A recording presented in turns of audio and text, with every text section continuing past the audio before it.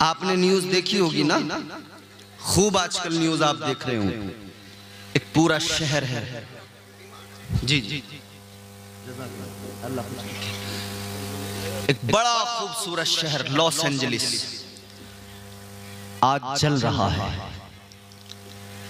मगर यहां पर एक जुमला अर्ज करना चाहता हूं। अमेरिका के अंदर ही एक अखबार ने खबर छापी, एक अखबार में खबर छापी। नौजवानों इधर सुनो, मेरी तरफ देखो, अब मैं काम की बात कर रहा हूं। अमेरिका के अंदर ही एक अखबार ने खबर छापी और उस खबर का मफहूम क्या है? उस खबर का मफहूम ये है, मेरे घर को जलाने आया है, मेरे घर को जलाने आया है। मेरे घर को जलाकर खुश हो रहे थे ना, मेरे घर को जलाने में मजा आ रहा था ना, मगर ये आग अब तेरे घर तक पहुंच गई है। याद रखना मेरे अजीजों, आज दुनिया में आवाजें उठने लगी। एक शहर पर बड़े बम गिराए गए, एक शहर पर, एक मुल्क पर बहुत बारूद गिराया गया। आज भी सोशल मीडिया पर देखो, इमारतें मिस्मार कर दी गई, बच्चों की सिसकियां आज भी इन कानों में गूंज रही हैं। आज भी जहां बम बारूद गिराए गए, वहां की खवातीन आज भी रो रही हैं। 4-4 बच्चे, 2-2, 3-3 बच्चे, उनके शोहर, बम गिरा, बिल्डिंग नीचे गिरी, सब कुछ मलबे में दबकर खत्म हो गया। घर भी गया, शोहर भी गया, बच्चा भी गया, सब गया। जब वो कमजोर लोग बम बारूद की आग में जल रहे थे तो लोग उन्हें फंडिंग कर रहे थे, ये सुपर पावर फंडिंग कर रहा था। जब कमजोर को मारा जा रहा था तब तक फंडिंग की जा रही थी। मगर याद रखना, कमजोर के दिल से जब आह निकलती है वो आह बर्बाद कर देती है। दिल से जो आह निकलती है असर रखती है, पर नहीं ताकत परवाज मगर रखती है। न जाने किसकी आह ऐसी थी जो आसमान को पहुंची, बाबे इजाबत को टकरा गई। आज उस आह ने सुपर पावर को जलाकर खाक कर दिया।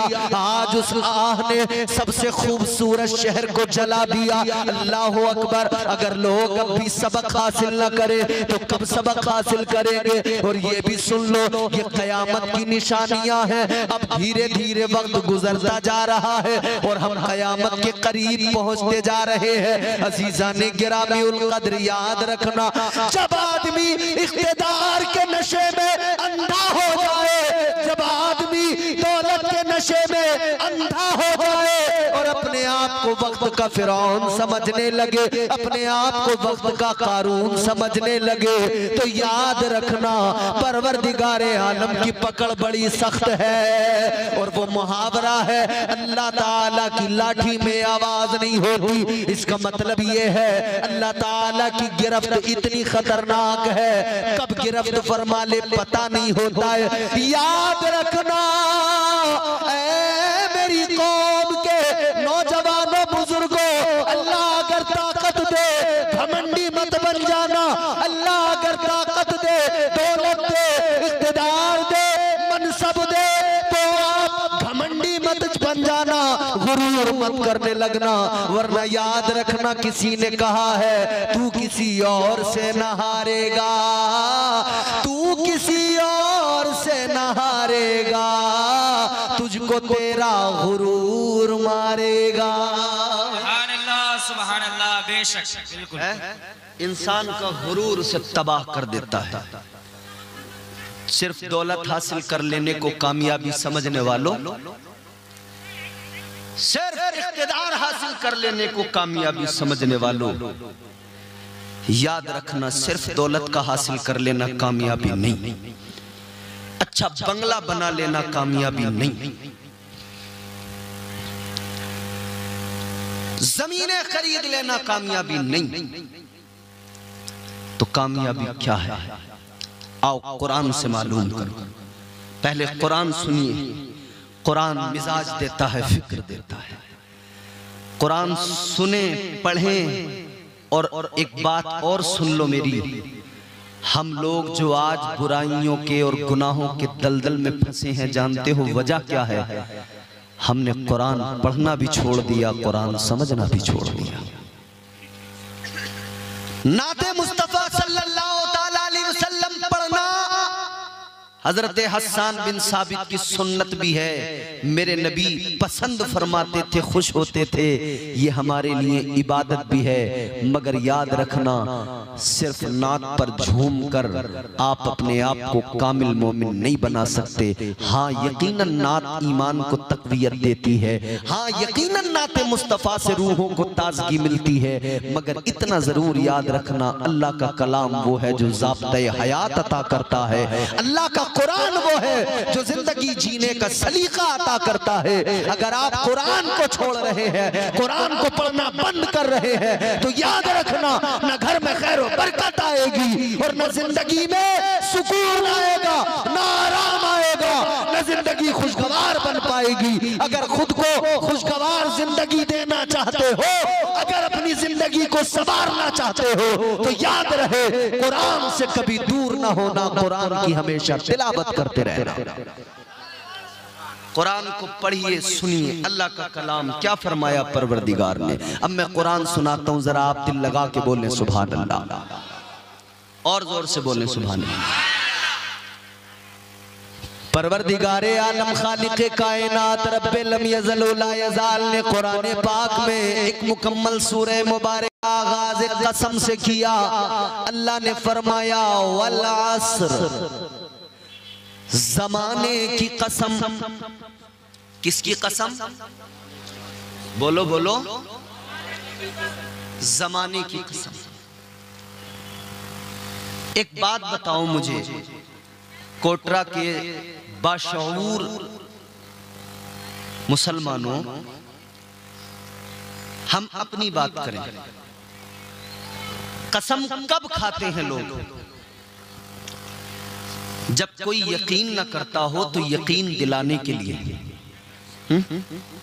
मिसाल के तौर पर कहीं चोरी हुई, किसी का नाम आ गया, वो कहता है मैंने चोरी नहीं की, लोग यकीन नहीं कर रहे, तो फिर क्या कहते हैं?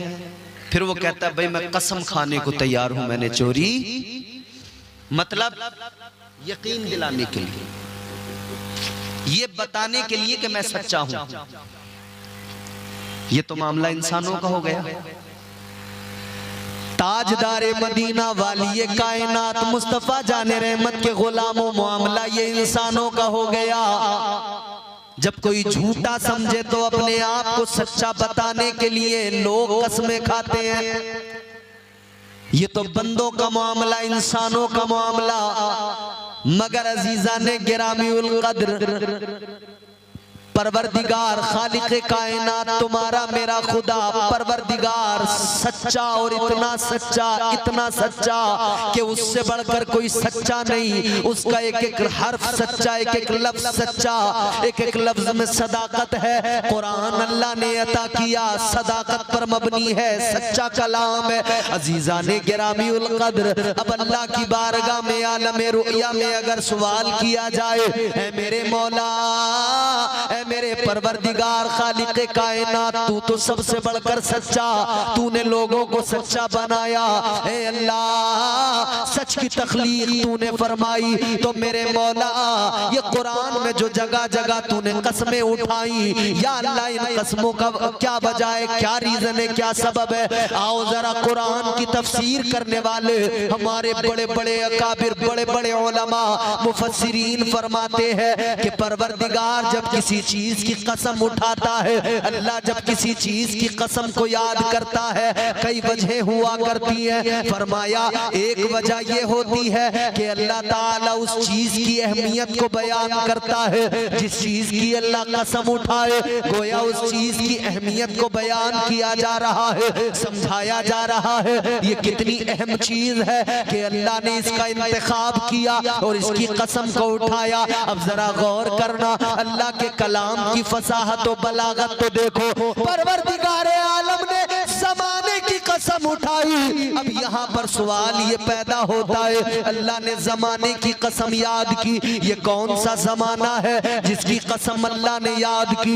ये कौन सा ज़माना है जिसकी कसम अल्लाह ने उठाई? तो मेरे अजीजों, एक बात याद रखना, यूं तो सारे ज़माने मेरे हुजूर के हैं, यूं तो सारे ज़माने तो महबूबे खुदा के हैं, मगर वो ज़माना जिस ज़माने के अंदर ज़ाहिरी इंसानी बशरी लिबास में मेरे आका दुनिया में तशरीफ लाए और मेरे मुस्तफ़ा ने ज़ाहिरी अपनी 63 साला जिंदगी गुजारी, वो ज़माना कि जब मेरे आका ज़ाहिरी हयात के साथ मक्के की गलियों में चलते थे, वो ज़माना जब मेरे मुस्तफ़ा ताइफ की वादी में पत्थर खा रहे थे, वो ज़माना जब मेरे आका दीन की तबलीग कर रहे थे, वो ज़माना जब अबू जहल, अबू लहब, अतबा, उतैबा, शैबा जैसे बदबख्त मेरे आका को सता रहे थे, वो ज़माना जब मेरे आका अपने वतन को छोड़कर, मक्का को छोड़कर मदीना जा रहे थे, वो ज़माना जब मेरे आका मदीने में मस्जिद नबवी बना रहे थे, वो ज़माना जब मेरे आका के दाएं बाएं आगे पीछे सहाबा का झुरमुट था, वो ज़माना जब मेरे आका के पसीने की खुशबू से गलियां मुअत्तर हो रही थी, वो ज़माना जब मेरे आका की खुशबुएं कायनात में फैल रही थी, वो ज़माना जब मेरे आका की तबलीग कायनात में पहुंच रही थी, वो ज़माना जिस ज़माने में मेरे आका ने ऐलान किया खैरुल कुरूनी करनी, आका ने फरमाया सबसे बेहतर ज़माना मेरा ज़माना